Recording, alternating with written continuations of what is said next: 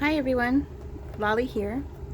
Today I am making cutting out cardboard for kits for my shop, scrappylollypapercompany.com, and I thought I would share that with you just in case you're new or maybe you hadn't thought about it.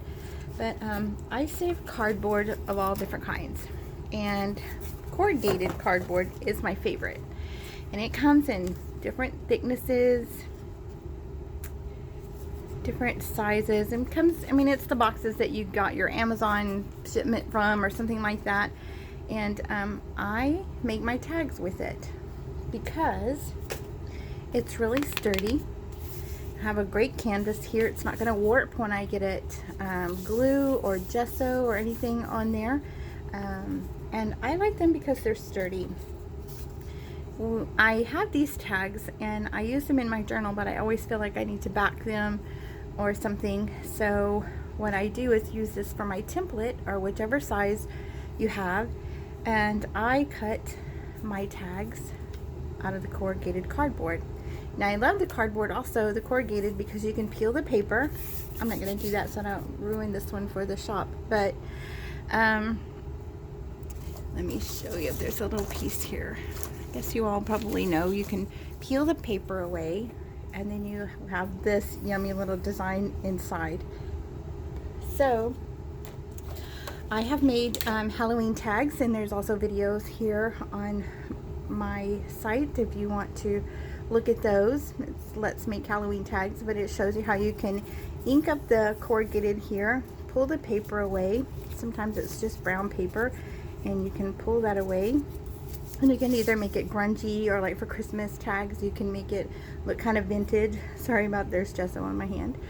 But, and it gives you a great background to already start a design on your tag. So, I also like to just use what I have. I like the old school kind of junk journals where you use what you have on hand. And I like to do that. I use them also in my art journal. I just as little canvases here, and then I'll glue it in on a page, or you know, just make it my focal point somehow. But and it does add bulk to put in a journal. They're a little bit thick, but you know, if you have room for it, they make a great canvas. And so you can put them on the table, and you can go by and decorate them as you go, or embellish them. And you can see the colors a little different. So I mean, you can have a white cardboard, I'm sure, but I just gesso mine, and if I need it to be white so that the color pops whenever I put on there. And this one, you can see I put a piece of pattern paper down with my matte medium, and then I just went over it with some gesso, and then you can ink it and grunge it up however you like after that. But that's how I make my tags. And again, I just like to reuse what I have, and I put corrugated cardboard tags in my shop because not everybody has boxes and that come like that. And so, and then I go through the process of making it into a tag for you. Now you can do this with any kind of tag that you have. I normally use these in my kits, and then if you want something smaller, you already have this, so you can just cut it down to the size that you want, put a different kind of top on it. But I use the tags that I have, whether they're small or large, and depending on the project I'm working on. And then there you go, here you have your tag. And they're awesome. They're sturdy. Again, they don't warp when you put gesso or glue on them. You can use spray adhesive on there.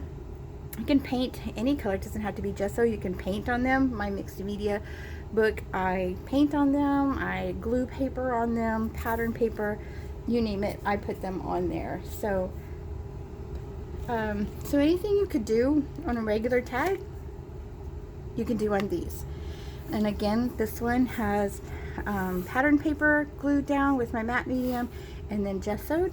And then from there, you can put your embellishment on, your ribbon, your cloth in the background, you know, whatever.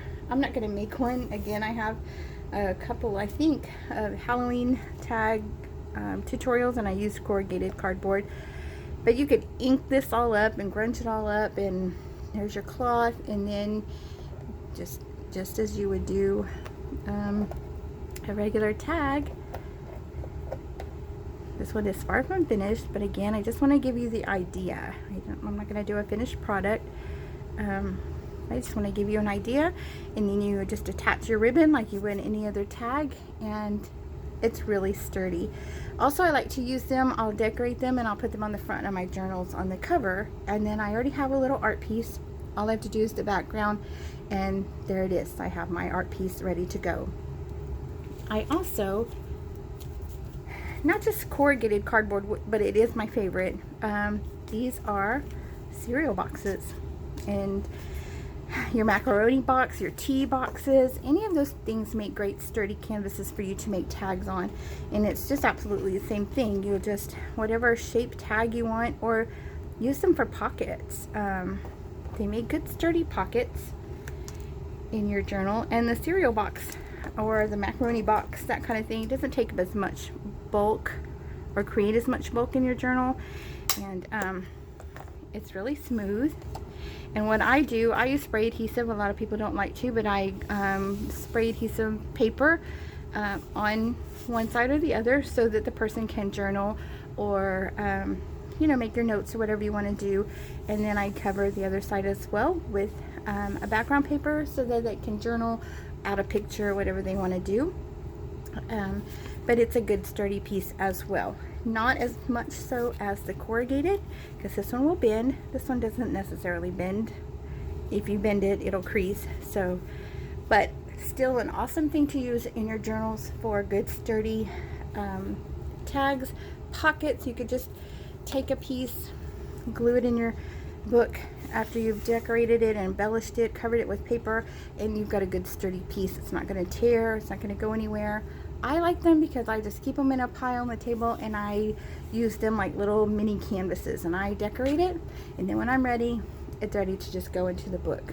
So just like you would do a piece of cardstock or something, this just gives it a little more strength behind it, and they make great canvases to make your cards and stuff on.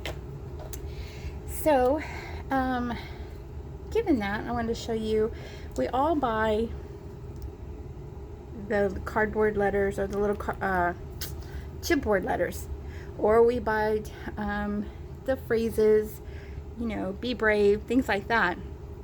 So if I could show you off camera, what you'd see is a huge stack of all different sizes that I also put in my kits of these little strips. And what you can do with those is exactly that. Make your own little cardboard phrases. You could cut it out of a magazine. You can print it on your printer, whatever phrase that you want to have. And the same thing, so that the background is lighter, you can put gesso on there or paint it, cover it in your favorite paper, and then put your words down on top. Here's a piece of white corrugated that it's ready to have the edges inked and just have the letters put down.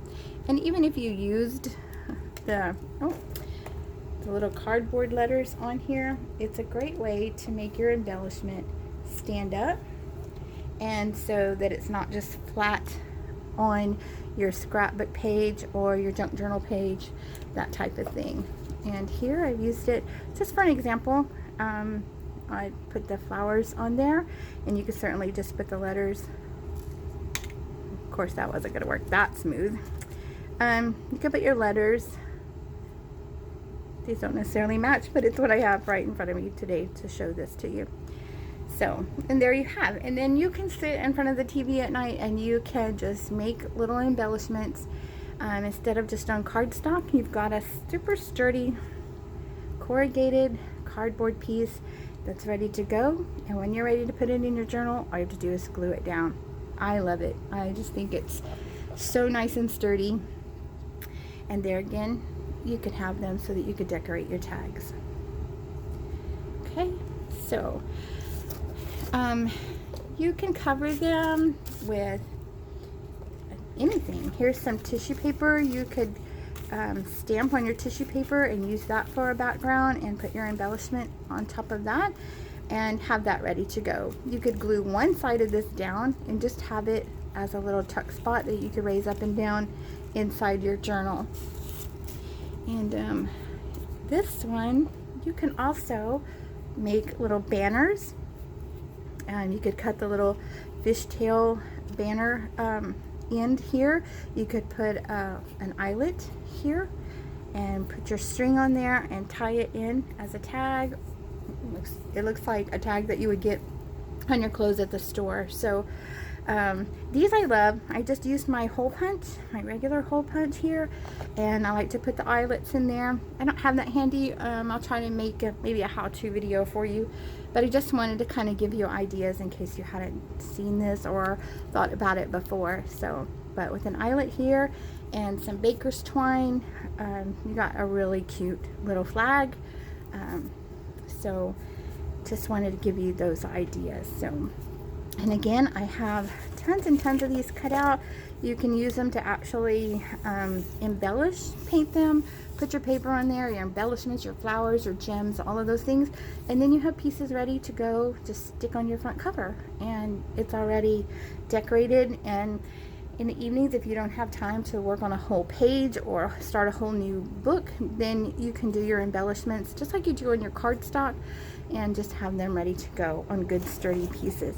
So, and again, if I could show you, there's probably way more than 200 of these pieces, but I'm the cardboard hoarder, and I just cut up pieces of cardboard and use them, again, not only in my junk journals that I make, but also in my art book.